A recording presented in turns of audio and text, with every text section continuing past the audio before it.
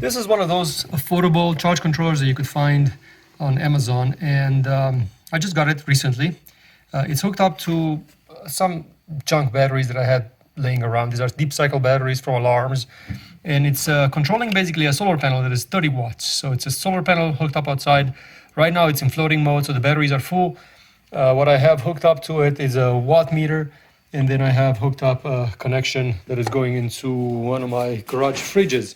So I'm just running an experiment to see how this garage fridge is going to run off this battery, see what kind of a battery size I need for my van when I'm going to put it in the van. So this charge controller seems to be fine so far. It can handle about 100 watts. After 100 watts, it disconnects the connection over here. So it just clicks off, and then it goes into like a preservation mode. So it's trying to protect the battery, but that's all it can handle, about 100 watts. And then you will literally have to disconnect it from the batteries and put it back in. For small stuff around the garage, for more stuff around the house, this worked great. As I said, I'm running just an experiment. I don't even have 100 watt solar panels, so I have just very, very small solar panels. What I discovered is that if you don't want it to control your battery, then you could add 2 extra connections, which I have over here, directly into the battery part of the load.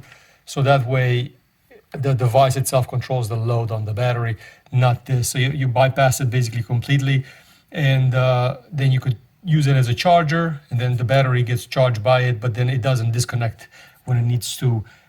So you could use it on a bigger battery, more than 100 watts.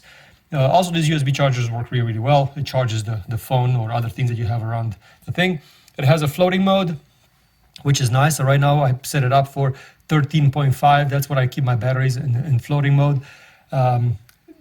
It has a disconnect at, so you could customize this thing. So it connects at 12.6 volts, disconnects at 10.7. So this side disconnects at 10.7, and the float is adjustable. So you could adjust what kind of a battery you have, and you could adjust the floating voltage. So I've set it up for 13.5. Some people put it at 14.4. I think it comes at 14.4, but I don't need the batteries to be topped off that much, so I'd rather keep them a little bit less.